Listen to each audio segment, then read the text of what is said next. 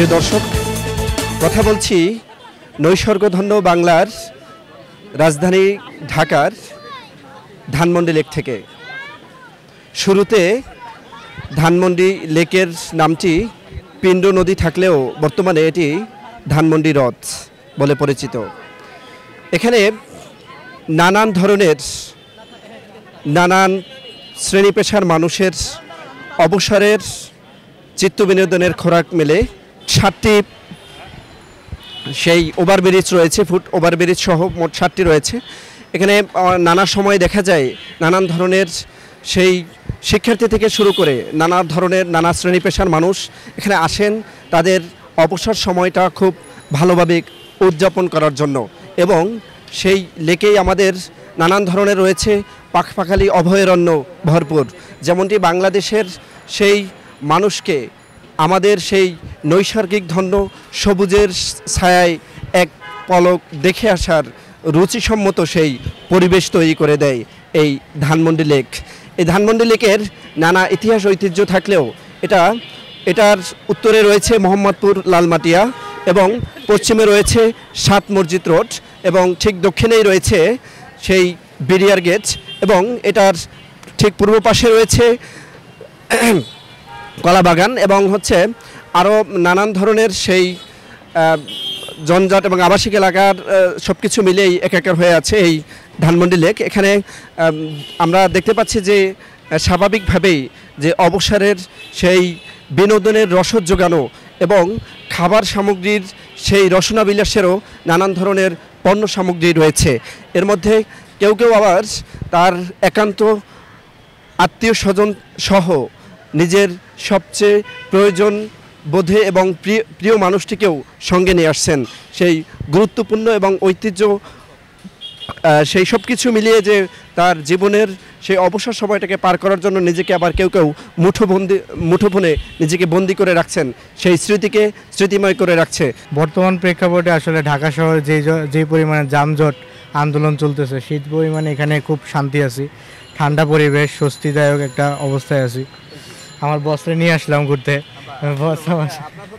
এখানে আরেকটু যদি বলেন যে আইন শৃঙ্খলা পরিস্থিতি যদি বলতে চাই, যে আগেকার অনেক সময় আমরা শুনেছি যে ছিনতাই বা অন্যান্য রকমের মানে খারাপ কাজগুলো, যে অনৈতিক কাজগুলো হতো, এখন কি সেটার কোনো প্রভাব দেখতে পাচ্ছেন কিনা? প্রভাব আছে, অন্য জায়গায় আছে, এখানে যেমন দেখি নাই।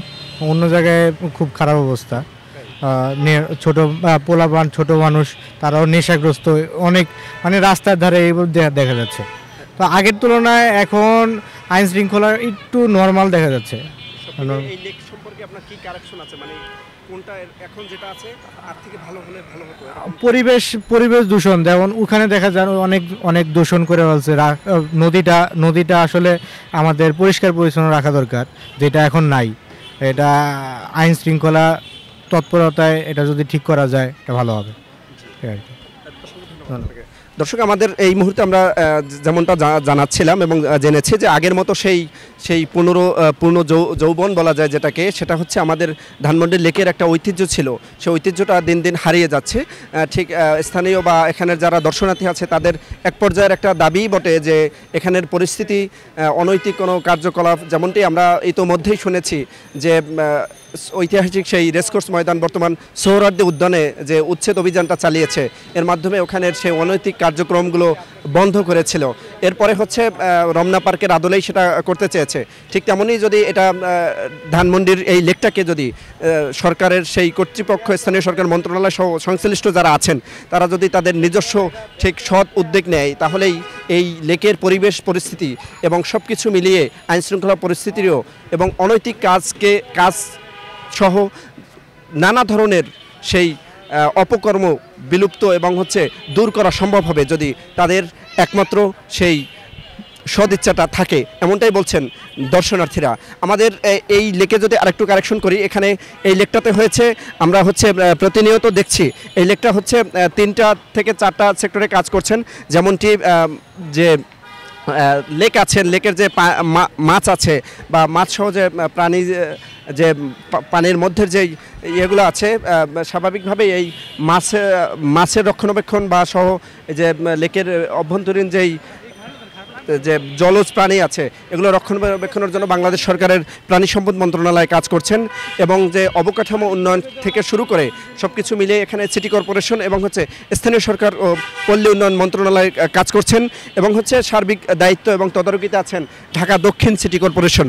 এরপরেই হচ্ছে আমাদের এখানে আরও নানাভাবে যদি সরকারের যে আশু উদ্যোগ যদি থাকে, যেমনটি বিগত দিনে হয়েছে রমনা পার্কের আদলেই যেমনটি চন্দ্রিমা উদ্যান এবং হচ্ছে যে সোহরাওয়ার্দী উদ্যানের যেই উচ্ছেদ অভিযানটা চালিয়েছে, এখানে ঠিক ওই রকমের যদি এখানেও সেই পদক্ষেপটা নেওয়া হয় তাহলে এখানে সব কিছুর পরিস্থিতি এখন যতটা সহনীয়ভাবে আছে এর থেকেও সহনীয় হবে, এসে পৌঁছাবে।